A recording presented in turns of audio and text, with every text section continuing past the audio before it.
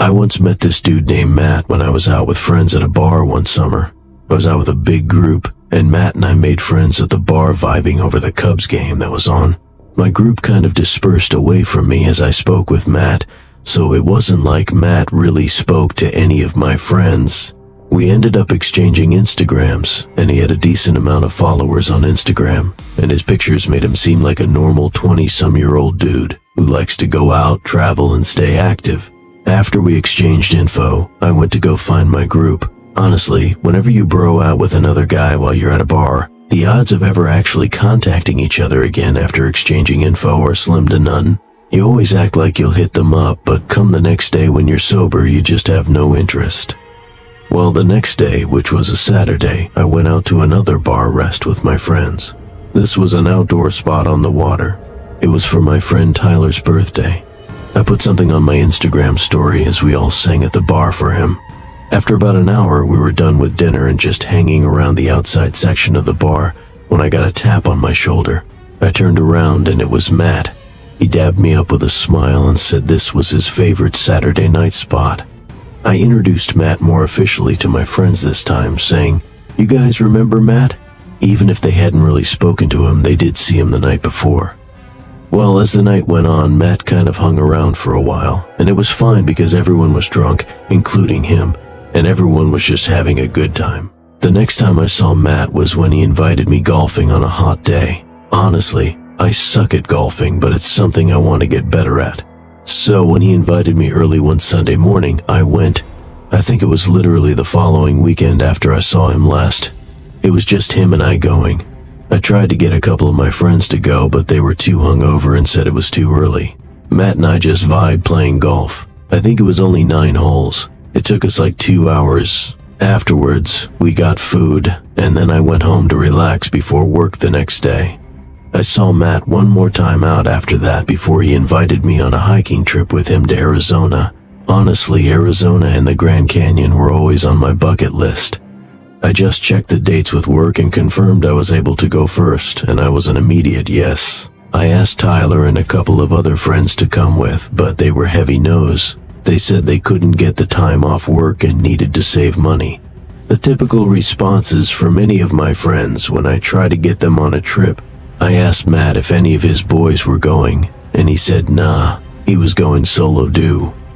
I actually hadn't met any of Matt's friends yet. His Instagram painted him as this super popular guy though, so I didn't find it weird. We flew out on August 15th, and our return flights to Chicago were August 18th. We landed at night. Matt rented a car for the weekend, and on the way to the Airbnb, we stopped for food and alcohol. By the time we got to the Airbnb, it was late. We had a couple of beers when we got there, and I could tell that Matt was down to stay up longer, but I was admittedly shot and wanted to go to sleep. This was when I realized there was only one bed in the Airbnb. I had never asked him to confirm that there were 2 bedrooms.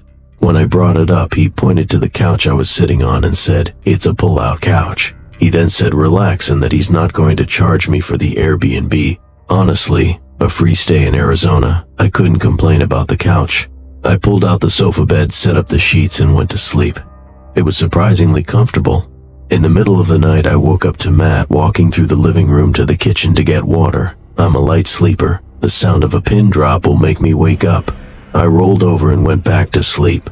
The next morning, Matt woke me up early. It was a sunny, gorgeous day, and we drove straight to the Grand Canyon. I had no idea just how massive it truly was, or how many individual trail options there were. We hiked the Bright Angel. I think I didn't realize how out of shape I was until that day. Matt was perfectly fine, laughing and telling me to keep up while I was dripping in sweat and out of breath. We took numerous breaks, which we used to take a million amazing pictures. It was beautiful. Eventually, we got back to the car. We had been hiking for over 2 to 3 hours and I needed food. We stopped by a deli on the way back. It was a long drive back to Phoenix, and when we got there, we took a midday nap. And then after that, we explored around Phoenix. And of course, in Matt fashion, we drank at multiple bars. I barely knew the guy, but I could already see he liked his alcohol. Fast forward, we got really drunk, but I think I got drunker, and I'm not sure how because Matt was downing as many drinks as me. We had to leave the rental on the street and Uber back to the Airbnb. It was late. Time flew by somehow. I don't remember much besides Matt blasting music in the Airbnb for a bit and my plugging my phone in next to the couch. I guess I just went to sleep after that. That night I woke up randomly, probably a couple of hours after I fell asleep. My bladder was about to explode and my mouth was drier than the Grand Canyon. I got off the couch and headed toward the bathroom, but I heard something. A crack in the floor, like a crack from pressure. I scanned around the dark room with my eyes and saw nothing, so I went to the bathroom. While I was in there, midstream, I heard a door clicking shut. It had to be Matt's bedroom door. When I finished peeing, I went to try Matt's door, but it was locked. I knocked on the door, but there was no answer. Whatever. I went back to the couch and fell back asleep pretty easily. The next morning, I woke up at like 8 a.m., head throbbing. The first thing I noticed was my phone. It was in a weird position. I had it charging last night and left it laying on the floor next to the couch bed, but now it was sitting on the table next to the couch and it was unplugged. I was questioning why I might have done this, but ultimately my answer was simple. I was just super drunk. That day, we obviously didn't do any hiking, otherwise I would have puked. We just Ubered to the car and then did some driving around, exploring different neighborhoods, scenery, and checking out the botanical gardens. I didn't really want to drink that day, but later on Matt convinced me. And wouldn't you know it, it was another night of getting really drunk.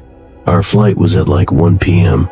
the following day, so at least we didn't have to worry about getting up really early. We got back to the Airbnb late again. I'd say between 1 and 2 a.m. this time. Matt insisted on letting me sleep in the bed that night just because it was fair. Honestly, I didn't argue. I eventually took my bag to his room and then said goodnight and shut the door. I didn't lock it.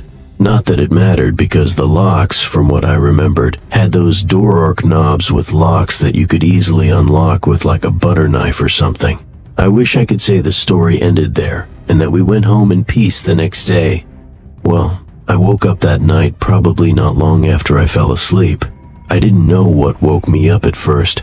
It's like waking up to a sound, but you didn't fully consciously hear that sound because you were still technically asleep when it caused you to wake up. I looked around the room and then for my phone. My phone was missing. I had it plugged in next to the bed and had the phone on the bed next to me, but now the cord was just dangling from the outlet to the ground with no phone. How could this happen again? I looked on one side of the bed on the floor and then the other, and I jumped up and screamed at the top of my lungs when I saw Matt laying face down sprawled out on that side of the bed on the floor. He looked up looking like he'd just woken up from a deep sleep. I shouted, "What are you doing?" He looked around the room acting confused like he didn't know how he got there. He stood up and said that he must have been so blacked out that he just walked in here to go to bed, but then remembered I was in the bed and he crashed on the floor. But that didn't make sense because he was on the side of the bed further from the door. I then accused him of taking my phone and he played dumb. He said I should check under the bed. Maybe it fell. Then he got on his knees, looked under the bed and instantly said, "Bro, here it is." And he pulled it out from under the bed. I looked at him and I genuinely felt like I was staring at a different person now. Who was this guy? Did he really try getting into my phone twice? I told him I'll just go back to the couch, but he insisted he would, and then he left the room. You bet your ass I locked the door this time. If it weren't for the phone, sure, I'd just see it as he was really drunk and did something goofy, like come pass out on the floor, but I was detecting, there. He took my phone and I know it. Since I was still kind of drunk, I didn't really have much trouble falling back asleep. Once again, I wish it ended there, but it didn't. I woke up one more time that night, and this time I quickly realized why. At the foot of my bed was Matt standing there, but all I could really see was his silhouette. For some reason, I didn't jump or scream this time. He sat down on the bed and started rubbing my foot, and that's when I screamed at him to get out. He wouldn't move, so I had to physically push him off the bed and out the bedroom door. I started packing my clothes into my bag and then quickly packed all my toiletries and whatever else I packed. He didn't say a word. He sat upright on the couch watching me like a creepy NPC the entire time. It was the most unsettling part. I called an Uber to the airport. I wasn't staying there another minute. He didn't try to stop me. I got to the airport just as the sun was starting to rise, and as hard as I tried to sleep, I couldn't. My mind was just racing. I waited there the entire time for the flight. I paid like $35 to change my seat so I wouldn't be next to Matt. I looked out the window the entire time the plane was boarding so I wouldn't have to make eye contact with him. I didn't tell any of my friends until later that day. I just needed time to process and digest everything. A couple of my friends said, "See, I told you he was weird," and pointed out that both times we ran into him, he was alone. It got me also thinking that the only reason he ran into me at the outdoor bar was because he saw my Instagram story and probably came there. Actual stalker behavior. I blocked his number and Instagram, but before doing so, I went to one of his older Instagram posts where he was with friends. No one was tagged in the picture, but I looked at the comments, and there was one comment from a guy who looked like he was in the picture. I saw that Matt wasn't even following him or vice versa. I took it upon myself to DM the guy asking if he was still friends with Matt. The guy responded back within 10 minutes saying, "This nah guy's a freak, run away." From there he told me about his own experience along with the other guys who used to be friends with him, who all had to cut him off. The guy untagged himself from Matt's photo, but he said he can't forcibly get him to take down the picture. He wasn't surprised at all when I told him what had happened in Arizona, and the guy's response was, "Guy should be in jail." It's crazy that I thought Matt was just a normal dude who was looking for a bro, but he ended up being a potentially dangerous predator. I still just want to know what he was trying to access on my phone. This happened last summer around mid-July. I was home from college for a few weeks, and I was just trying to enjoy the break before my next semester started. My name's Kyle and I live in Maryland. I had been talking with my two closest friends, Jason and Marcus, about doing something together. Just the three of us like we used to back in high school. We all go to different colleges now, so it's rare that we get time like this. We ended up planning a weekend beach trip to Ocean City. Jason's family owns a small beach house there that they don't use much, and he got permission for us to stay there for a few days. It was nothing fancy, just a 2-bedroom place a couple blocks off the sand, but it was perfect for what we needed. Just time to relax, party a bit, and catch up. We drove down on a Friday afternoon. The weather was hot, upper 80 seconds with that heavy humid air that sticks to your skin. It smelled like sunscreen and salt water the second we got into town. We spent the day walking the boardwalk, messing around in some of the arcades, and people watching.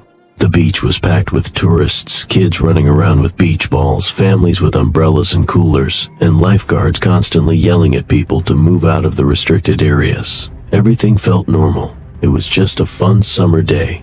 Later, we went back to the house, grilled burgers, had a few drinks, and started playing drinking games. By midnight, we were drunk and bored, and someone, maybe Marcus, suggested we go back to the beach. There's something weirdly appealing about being near the ocean at night. The beach is almost completely empty. The air cools down, and there's just something peaceful about it.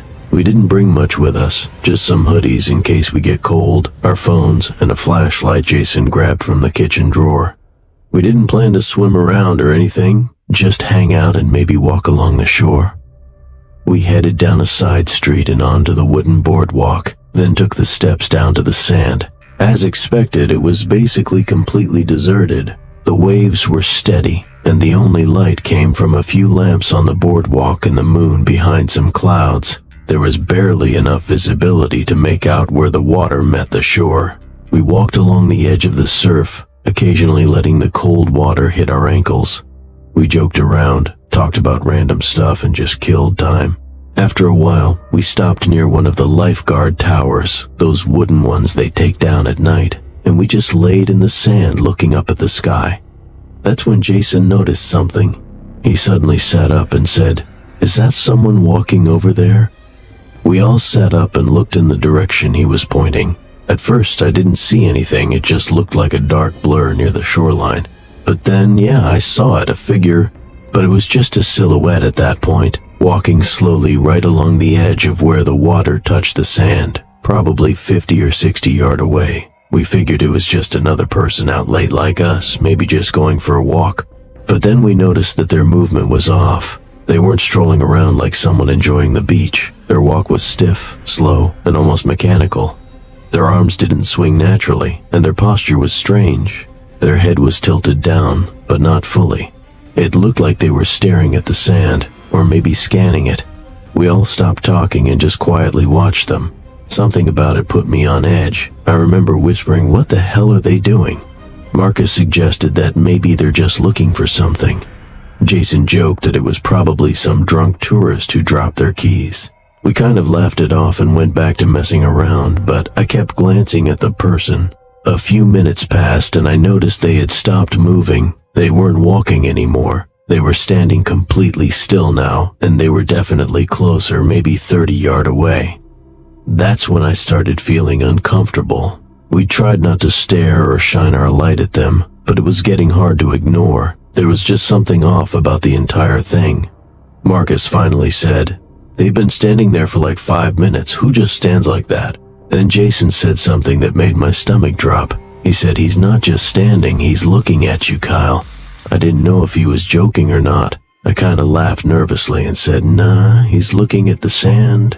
But Jason shook his head and said, "No, look closer. His head's tilted at you." That's when Jason pointed the flashlight at him. I didn't even want him to do that, honestly, but he clicked it on and aimed the beam. The light hit the figure for just a second before the battery started dying and it flickered out. But that second was enough. I saw him. He was almost grayish-white with no shirt. He was wearing wet jeans, clearly from the ocean. His arms hung completely limp at his sides. His head was tilted at a weird angle, not broken, but unnatural. And his eyes were wide open, almost bulging. The second that beam of light hit him, he moved fast. Without any hesitation, he broke into a full sprint straight at us. I can't even describe how unnatural it looked. There was no build-up. He went from standing completely still to running at full speed, almost like he launched forward. All three of us screamed and bolted. We didn't even look back, we just ran. I could hear Marcus behind me yelling, "Go!" as our feet pounded into the sand. My lungs were burning. We ran all the way back to the steps leading up to the boardwalk and didn't stop until we got to the street. Only then did we turn around, but he wasn't there. The beach was empty. There were no footprints behind us, just the sound of waves. We stood there frozen, trying to make sense of it. We didn't talk much on the walk back to the house. When we got inside, we locked all the doors and windows, pulled the blinds shut, and stayed up until the sun came up. None of us could sleep. I kept expecting to hear knocking or see that pale face outside the window, but thankfully it never came. The next morning, we tried to laugh it off again, say it was probably just some cracked-out homeless guy trying to scare people, but deep down, none of us believed that. The way he moved, the way he appeared out of nowhere, the lack of footprints, it made no sense. We stayed one more night, but we didn't leave the house. We left early the next morning. Over the next few weeks, we tried to move on, but then Jason texted me one night. He said he'd been having dreams. The same dream over and over. He'd wake up and see the guy standing in the corner of his room, soaking wet, head tilted, just staring at him. No movement, no talking, just standing. I told him that was messed up, but I didn't tell him that I was having the exact same dream. Everything was the same. The guy, the posture, just standing in my room, not moving and not talking. Sometimes I wake up thinking I hear the sound of wet footsteps in my hallway, but when I check, no one's there. Then last week, almost a year later, I was scrolling through this local Facebook group that posted about stuff going on in Ocean City. Someone uploaded a photo they'd taken the night before from the beach. It was grainy and dark, but I recognized what they were talking about. They said, "Does anyone know who this creepy guy is that I saw standing by the water at like 1 a.m.? I clicked the photo. It was blurry, but I recognized him instantly. Same posture, same pale skin. He was just looking down at the water. The comments chilled me even more. There were dozens of people saying they'd seen him too. Some said he was there for hours. One person said they watched him walk into the water and never came back out. Another said they found wet footprints on their back porch, 2 streets from the beach. No prints leading to or from them. I don't know what we saw that night, but I know this. I'll never go back to that beach at night again. I grew up in Massachusetts, and every summer since I could remember, I would spend the 3 months in a classic coastal New England town. You know the type if you've been in that area of the country. I had a big group of friends who always did the same thing, and we would get up to all kinds of shenanigans every day after our respective jobs.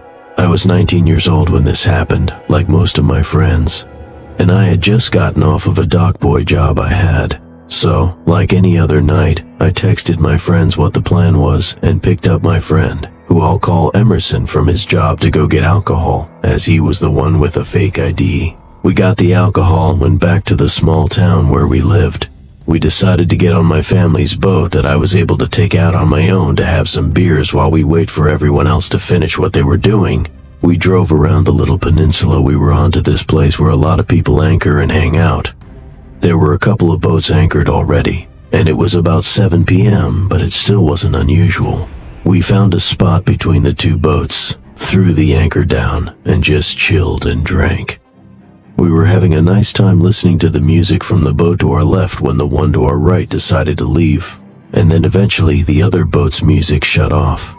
We thought they were going to leave as well. So Emerson and I, in our new drunken state, began to groan and yell to turn the music back on to keep the party going and a bunch of other stupid stuff like that. But it didn't happen. We were sitting on the bow and started to drink again before Emerson said, "Dude, look." I turned around to look at the boat and saw 3 people standing on the edge just looking at us. My first reaction was to laugh because I was drunk, and then I turned back around, but Emerson kept staring at them. Now, admittedly, I don't have a great sense of danger. I tend to be optimistic and lighthearted about most things, but Emerson was obviously uncomfortable. I told him not to worry about it. They were probably just trying to get a better look or something, but he kept looking with an uncomfortable look on his face, which I didn't get at the time. At this point, it's pretty dark. Nothing illuminating the area but the lights from their boat, and therefore, you couldn't really see who it was, just the silhouettes of these people. After a couple of minutes of trying to get Emerson to snap out of it, I turned back around and saw they were in the same position staring at us. I thought it was a joke. So I got the megaphone from the compartment over the steering wheel and said, "20 to watch, fellas," which pissed Emerson off because he sensed something wasn't right. I was putting it back when I heard one of them laugh audibly, a man, but something was off about it. It sounded almost sinister. It was slow and low, and it was kind of raspy. It was at that point that I started to feel uncomfortable. Emerson got up and said, "Let's get the hell out of here, bro. This ain't right." But I responded that it was fine. Right after that, we heard 2 splashes in the water from their direction and saw that only one silhouette remained on the boat. That made Emerson immediately start pulling the anchor up as I was laughing at the situation and at him, which looking back now was unbelievably stupid. He tried telling me to turn the engine on while I was laughing my ass off watching him pull the anchor up as I was trying to drink my beer. In fact, I was laughing so much that I didn't notice the sound of the 2 people swimming near our boat. Emerson paused and looked at me with the anchor in his hands, which made me pause too. We couldn't see into the water as it was dark and the lights were off with the boat. I called out, "Hello," and got nothing. Even the sound of the splashing water stopped. Right after that, I simultaneously heard Emerson yell, "Oh!" and a sudden splash of water behind me before I turned and saw someone trying to climb onto the back of our boat. I freaked out, and while turning the key, I saw a hand grab the railing on the side of our boat near Emerson, who was yelling and holding the anchor up, ready to fight. I finally turned the boat on and instinctively gunned it forward, smashing into the sandbar that was right in front of us. I put it in reverse and drove backwards as fast as possible until we were out of the little bay and back into more open water. I threw it back in neutral, and Emerson and I just looked at each other before he started giving me the "I told you so and you're a dumbass." I fully agreed and said we should go back, at which he agreed. In hindsight, we should have hightailed it back to the boat docks near my house, but for some reason we decided to pick up everything that was thrown around during our escape. We didn't even finish before I noticed in the direction we just came from the lights of a boat approaching, and it was approaching fast. I said, "Knowing way," and jumped back to the steering wheel and pushed full throttle. Our boat is old, so it doesn't go super fast, and even though I was full speed ahead, they were gaining on us. Emerson started to lose it, saying things like, "Who are these guys? What do they want? Why can't they just let us chill on the water?" So I told them to chill out and focused on going straight to the docks. After about 5 minutes, the docks were in sight, but the boat behind us was so close that we could see the bow itself going up and down with the waves. I honestly didn't know what to do. I banged a hard left and got as close to the shore as I could without beaching, and miraculously the other boat peeled off in the other direction. We breathed a sigh of relief, but I still went full speed back to the docks. After docking and being relieved at the fact that there wasn't any damage to the boat, we met up with our friends after that and told them what had happened, and also came up with some theories like maybe they wanted to rob us, or maybe they wanted to take the boat. We didn't recognize the boat, so they probably weren't from around here. I don't know. I don't like to think about what would have happened. I'm just glad we didn't find out.